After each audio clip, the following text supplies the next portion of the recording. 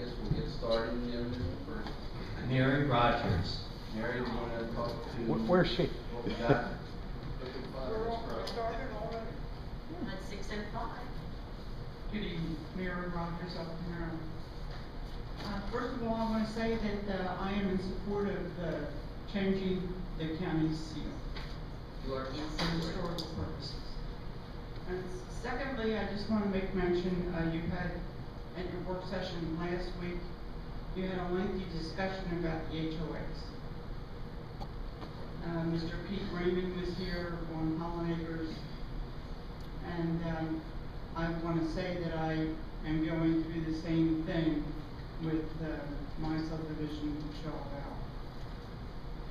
And I understand the county's point that, Mr. Hodge, you don't think that the county should get too involved in some of the issues, but in doing some of the research, I think that the county is involved because they didn't see to it that the HOAs were in fact turned over and turned into a working HOA so that the people could, you know, not have to go through all this. Now it's a big mess, and the legalities are many and serious. And I appreciate the fact that you voted in favor of having another work session, and the sooner the better as far as I'm concerned. And I would appreciate if, I am going to make a formal request to council members and to County Executive Moore and to Mr. Allison to have a meeting with them on the legalities, because we need guidance. We need to know where to go and what to do. And I seek your wisdom on that. Thank you. Okay, wait. I'd like to respond to a couple things.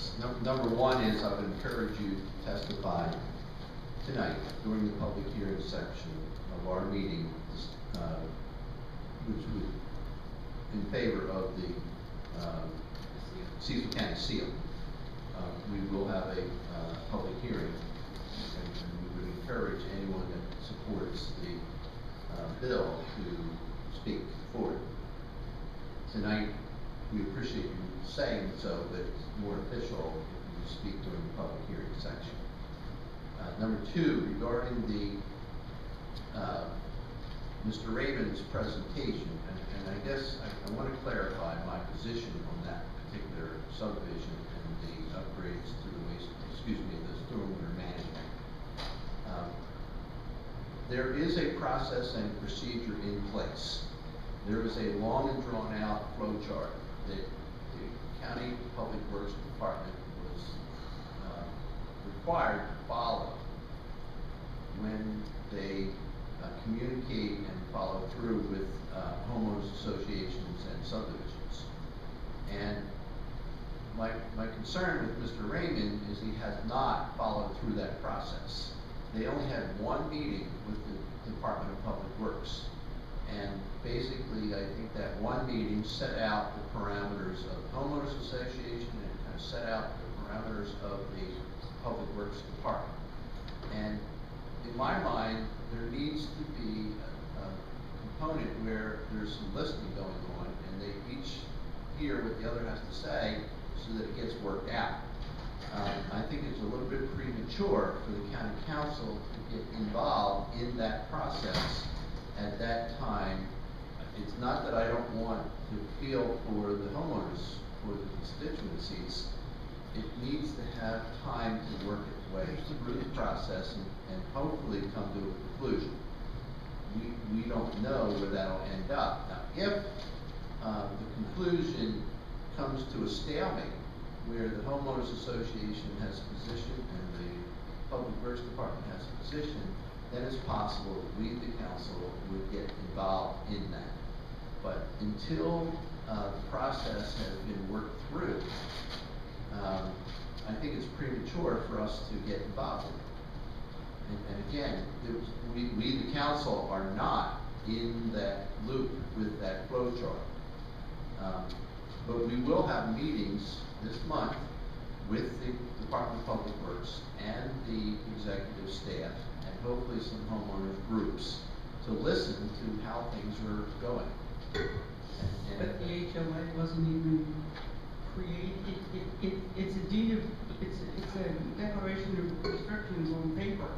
created in 1990, but nothing was ever done with The it. commissioners were fully aware, the planning commission before the commissioners was fully aware that there was going to be some issues with this process of upgrading, because we knew that there was many defunct homeowners associations. We knew that there were several homeowners associations that never got up and got off the ground. That we knew that some developments, the paperwork just wasn't right. And we knew that this was gonna be a dilemma, and we knew it was gonna be difficult, but we needed to get started, and we needed to have a process that was put out there. And we need to see that process get started and try to work through, and hopefully as the homeowners and public works department communicated and worked together, that most of the issues would be resolved. But you're absolutely right. In many cases, there's a lot of legal problems. The paperwork is just not right. And that's, our role is not to be a judge or a jury to make the decision on who's right, who's wrong.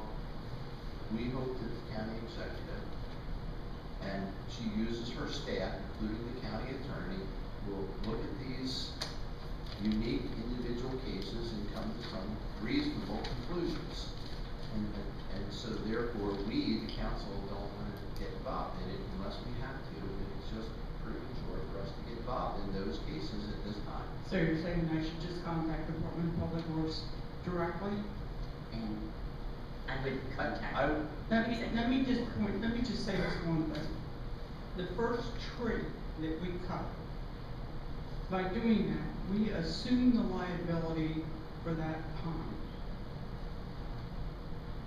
Later on, a child goes down there and drowns, we all get sued. That's where our heads are. That's the first thing. Second thing, Department of Public Works, there's 48 lots in section 2. The document says phase 2.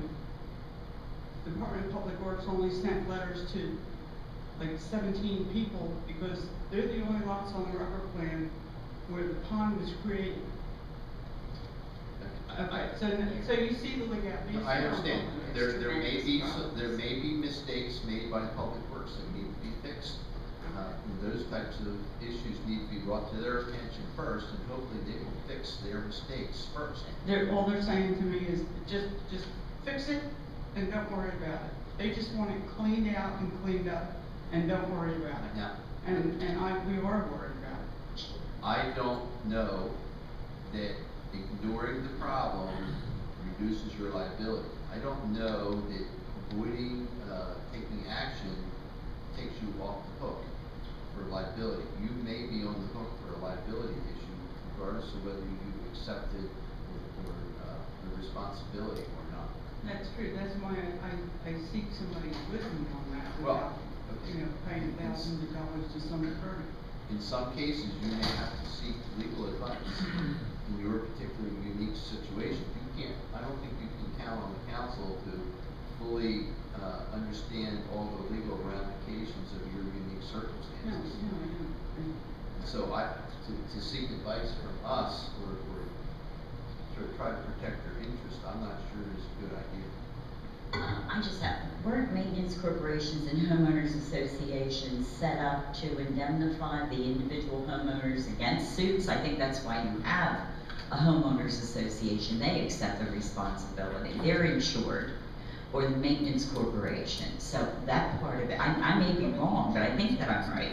Partially, In the charter records, nothing has been, no paperwork has been filed for years and years and years. Yeah, and that's the problem. I mean, I know that many, for years and years, and I sat on the original, I think it was the first committee that looked into homeowners associations and their responsibilities with regard to stormwater management. And Mary, you and I talked about this, and I said we knew back then there were 110 defunct homeowners associations, at least, that we could find.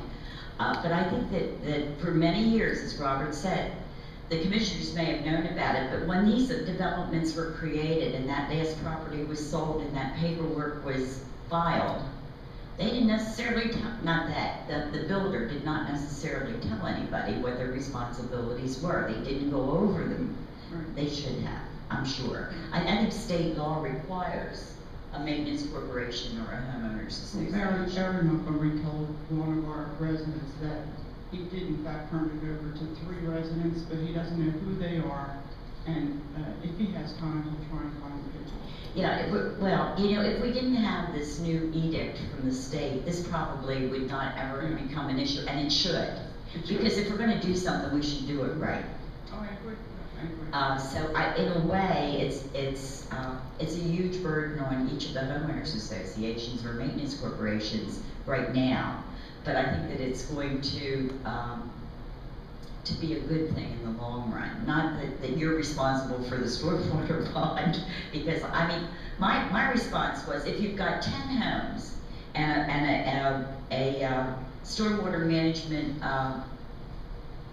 project that's gonna cost, say, $30,000, that's $3,000 a homeowner. If you have 100 homes, it's only $300. You know, the $300 is far more palatable to a group than it would be $3,000. And that's gonna happen. I mean, I know one right now that probably costs each of the homeowners about $7,500, because there's a very small group of people. It's not a good thing, but it's something that we're gonna have to, that the county executive and the Department of Public Works is gonna have to work through, I would think. But we're gonna have a meeting on this, and I hope soon. I have strong feelings about the approach. I think that the Department of Public Works felt that they had the law behind them, you know, that they could do this, and they can. I mean, by law, they're allowed to go out and tell you, you gotta fix it, or we're gonna come in and fix it. It's gonna cost us more to fix it than it would cost you to fix it, so you better fix it, is what basically is the bottom line. Whether that's right or not, I'm not sure, and I wanna have some more discussion on that, but the county can't take liability for every one. I'm not saying that at all, I'm just saying, why we're only 17 lots notified when there's 48 lots? Yeah, that I don't know. That's an internal thing with the Department of Public It's Works. different from the amount of money we should spend. Well, everybody in that development is liable, as far as I'm concerned, for getting. But they don't believe that. Let's go back to your point about the corporation. Maintenance corporation basically is a corporation Would be liable. I'm sorry, That would be liable. that would have that liability and protect the citizens. That's why they set up corporations, to have that limited liability. If the maintenance corporation existed and it actually was functioning, and someone sued because of some issue within that stormwater management, the suit would have to be against the corporation. And since corporation's only asset basically is a stormwater management pond, that doesn't have a whole lot of value to an outside person. So at the end of the day, I think that there's more protections for you to have a functioning maintenance corporation or homeowners association that had those protections. The last document reported went from Montgomery Brothers Inc. to Shaw Valley Phase 2 Inc. signed by Barry Montgomery. Again, that's why you may have some legal counsel, Yeah. and you may have some legal recourse. The maintenance corporation may have some legal recourse against the developer if he didn't have his I's dotted and T's crossed properly. I can't say that for a fact because I don't know the circumstances, and every community has a unique situation. We know that there is certainly a lot of issues that need to be improved upon to get where we need to be. And the sad part about it is you go to settlement on a new home, you're excited, you've got a new home that you're moving into, and they put 27,000 pieces of paper in front of you to sign. You may have signed something that committed you to that maintenance association.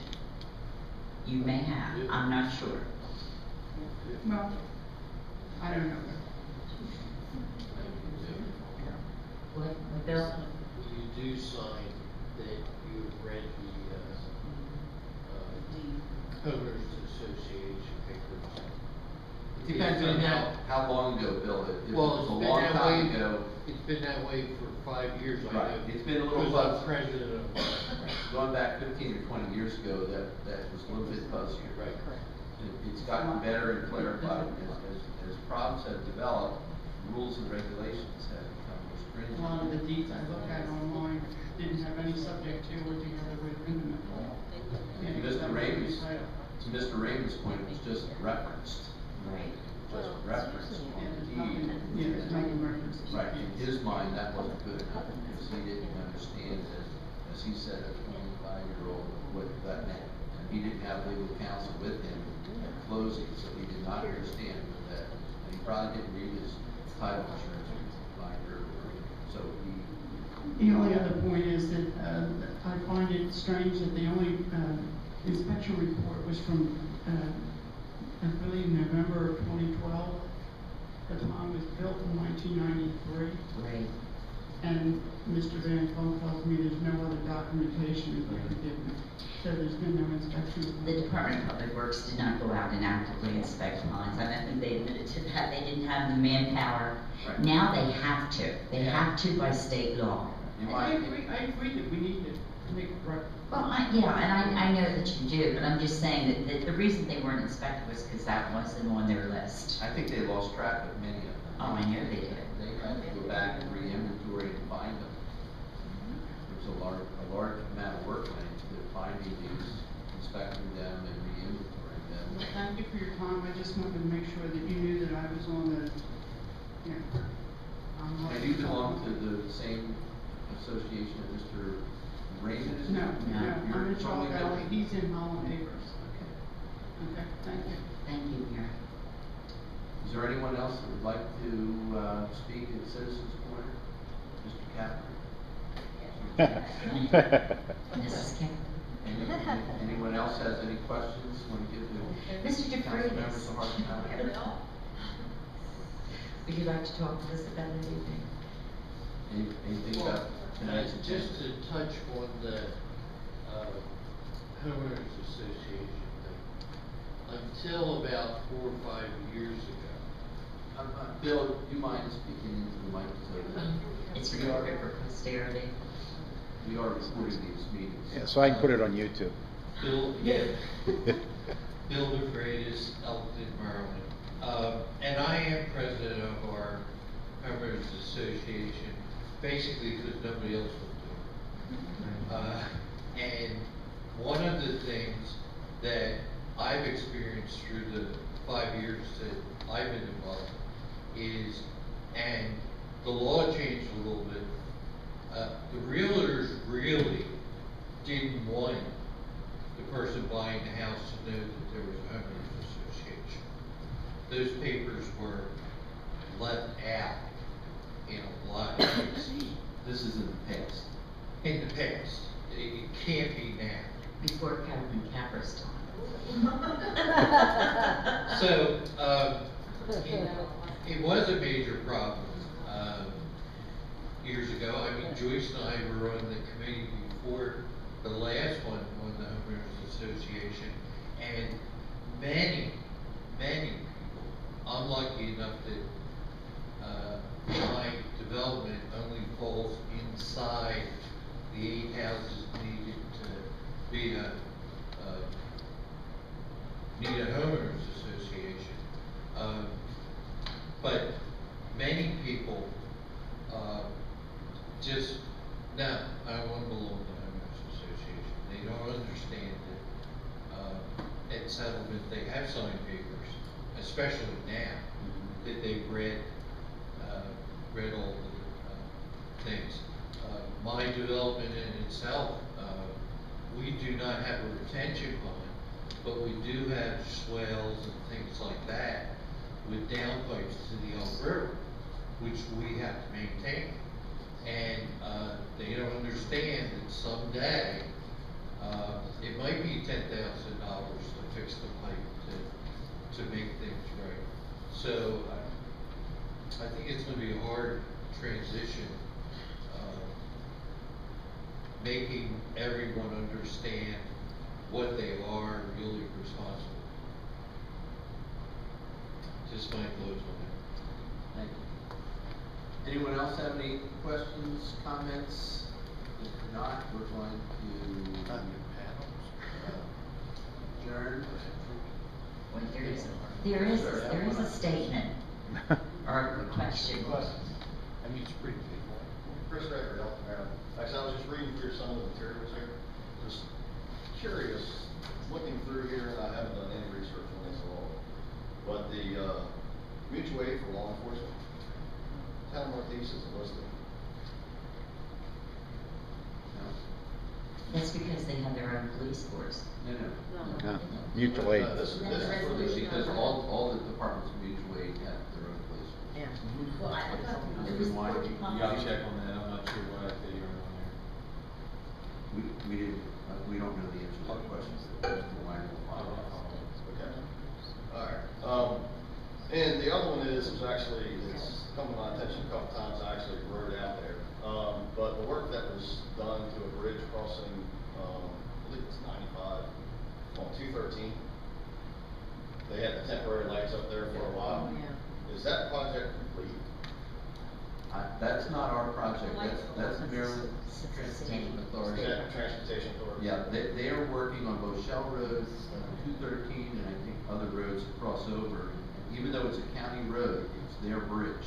Okay. And I'm not sure how that happened, but those projects are not county projects. But if you have a specific issue with a specific project, we look into it and get back to you. There's something wrong with that project? Well, the temporary light, you know, because obviously they had to change lamps, so there was a temporary light in there. Temporary light is gone, almost all of the equipment is gone.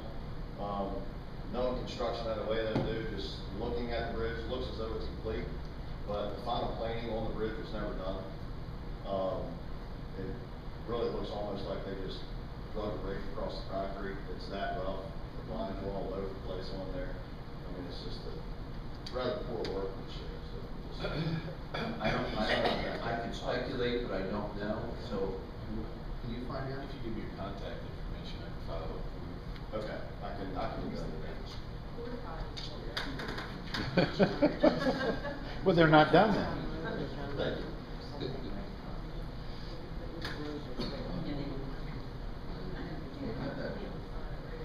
Shell Road, they closed entirely. Yeah. 213, they had one lane at a time, they had a traffic signal system set up.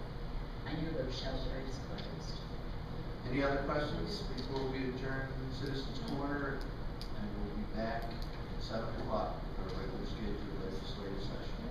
Thank you for coming.